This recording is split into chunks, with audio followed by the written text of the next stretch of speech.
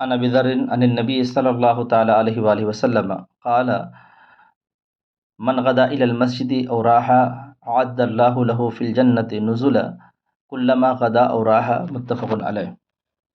بخاری اور مسلم کی متفق علیہ حدیث پاک ہے، جس کے راوی حضرت ابو ذر غفاری رضی اللہ تعالی عنہ ہیں۔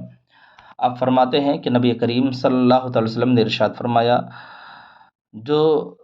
صبح یا شام کو مسجد کی طرف گیا، اللہ تعالیٰ اس کے لیے جنت میں میزبانی تیار فرماتا ہے،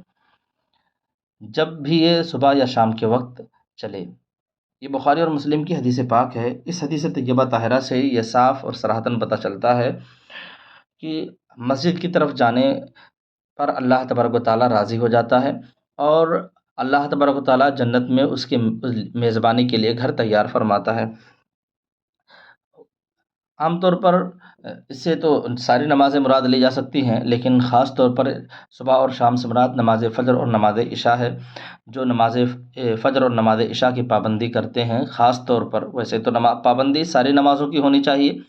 لیکن خاص طور پر جو نماز فجر و عشاء کی پابندی کرتے ہیں تو اللہ تعالیٰ انہیں اپنی عظیم نعمت سے سرفراز فرماتا ہے۔ کیونکہ ایک حدیث طیبہ طاہرہ میں ہے، جو بخاری شریف کی حدیث ہے، جس کے راوی حضرت ابو ہریرہ رضی اللہ تعالیٰ عنہ ہیں، اللہ کے رسول صلی اللہ علیہ وسلم ارشاد فرماتے ہیں کہ منافقین پر سب نمازوں میں بھاری نماز فجر اور نماز عشاء ہے۔ اگر یہ لوگ جان لیتے کہ ان دونوں نمازوں میں کیا ہے تو ضرور یہ لوگ ان دونوں نمازوں میں حاضر ہوتے، اگرچہ وہ گھسٹتے ہوئے آتے۔ اور اللہ کے رسول صلی اللہ علیہ وسلم نے مزید آگے فرمایا کہ بے شک میں نے ارادہ کیا کہ میں نماز قائم کرنے کا حکم دوں اور کسی شخص کو نماز پڑھانے پر مقرر کروں، پھر کچھ لوگوں کو اپنے ساتھ چلنے کو کہوں جو لکڑیاں اٹھائے ہوئے ہوں، اور ان لوگوں کی طرف جاؤں جو نماز میں حاضر نہیں ہوتے ہیں، ان کے گھروں کو آگ سے جلا دوں۔ یہ بخاری کی حدیث ہے۔ اس حدیث سے پاک سے صاف اور صراحتاً پتہ چلتا ہے کہ جو منافق ہوتے ہیں ان پر نماز فجر اور نماز عشاء کا ادا کرنا بڑا دشوار ہوتا ہے۔ اور دوسری بات یہ کہ جو نماز کی پابندی نہیں کرتے ہیں، اللہ کے رسول صلی اللہ علیہ وسلم نے ان سے سخت ناراضگی کا اظہار فرمایا، بلکہ آپ نے ارشاد فرمایا کہ جو نماز میں حاضر نہیں ہوتے ہیں، میرا دل یہ کہتا ہے کہ میں ان کے گھروں کو آگ سے جلا دوں۔ ظاہر سی بات ہے، آگ سے جلانے کا مطلب ہوتا ہے گھر کو برباد کرنا، گھر کو اجاڑ دینا، جس کی بربادی کے لیے اللہ کے رسول صلی اللہ علیہ وسلم نے خواہش ظاہر فرمائی ہو، جس گھر کے جلانے کے لیے اللہ کے رسول صلی اللہ علیہ وسلم نے ارادہ فرمایا ہو، وہ گھر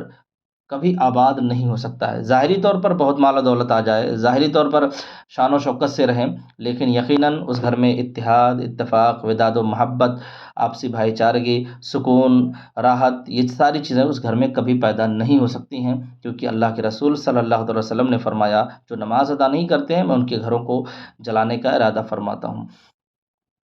اس لیے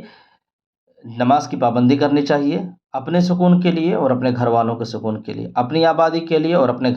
گھر والوں کی آبادی کے لیے نماز فجر و عشاء کی خاص طور پر ہمیں اور آپ کو پابندی کرنی چاہیے۔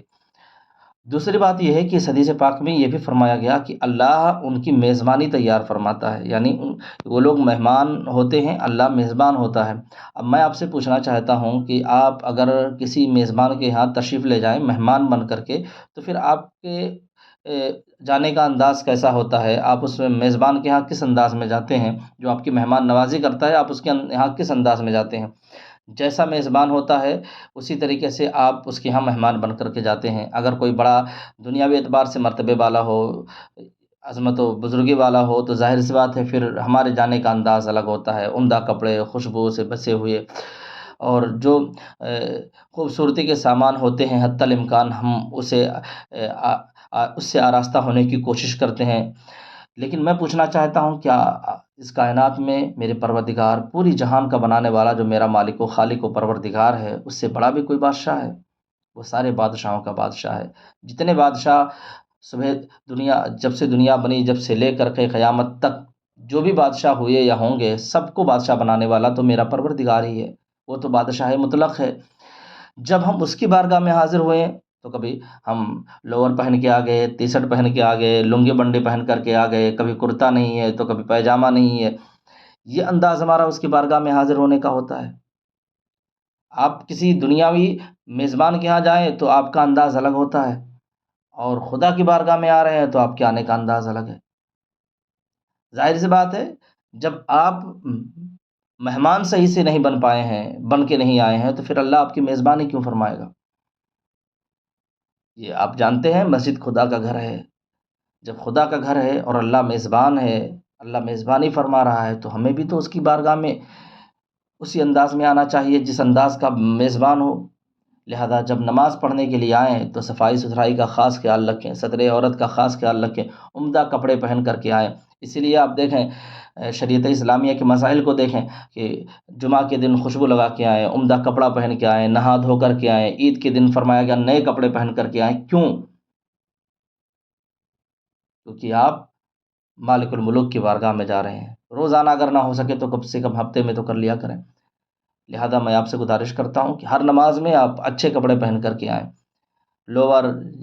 اور جینس ٹی شرٹ، یا لوور ٹی شرٹ، لوور بنڈی، لنگی بنڈی پہن کر کے آپ نماز پڑھنے کے لیے آ گئے، کبھی گربان کھلا ہے، کبھی کیا کھلا ہے، اور ایسے آپ کھڑے ہو جاتے ہیں۔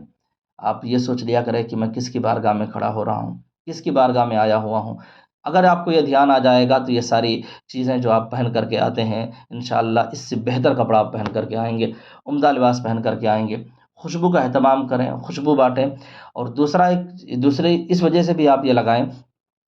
اور یہ چیزیں کریں کہ آپ عمدہ لباس پہنیں، خوشبو لگائیں، اس کی وجہ یہ بھی ہو، یہ بھی نیت آپ ارادہ ہو کہ آپ کو لوگ دیکھیں تو آپ کو دیکھ کر کے کہیں، دیکھ کر کے وہ کہہ دیں یہ نمازی ہیں۔ آپ کی پاکی کو، آپ کی طہارت کو، آپ کی پاکیزگی کو، آپ کی گفتار کو، کردار کو دیکھ کر کے لوگ کہیں نمازی ہیں، اور آپ کو دیکھ کر کے دوسروں کو نماز پڑھنے کا ذوق اور جذبہ پیدا ہو۔ ایسا نہ ہو، ایسا انداز اور حلیہ نہ ہو کہ آپ کو دیکھ کر کے لوگ آپ سے دور بھاگیں۔ ایسا انداز اور حلیہ ہو کہ آپ کو دیکھ کر کے لوگ آپ سے قریب ہوں، نماز سے قریب ہوں، دین سے قریب ہوں۔ تو انشاءاللہ اگر اس نیت سے آپ پہنیں تو پھر آپ کو بہت زیادہ ثواب ملے گا۔ لہذا میں آپ سے گزارش کرتا ہوں کہ اگر آپ سب کو معلوم ہے کہ ہم رب کے مہمان ہوتے ہیں، اللہ کا گھر ہے، مسجد خدا کا گھر ہے، اس لیے جب ایسے عظیم الشان گھر میں آئیں، ایسے بادشاہ کی بارگاہ میں حاضر ہوں، ایسے بادشاہ کی بارگاہ میں مہمان بن کے آئیں، تو جیسا بادشاہ ہو ویسا تو نہیں بنا سکتے ہیں، لیکن کم سے کم کچھ تو اپنی صورت اچھی بنائیں، بہتر بنائیں، صفائی ستھرائی کا خیال رکھیں، عطر وغیرہ خوشبو وغیرہ لگا کر کے آئیں۔ انشاءاللہ جب ہم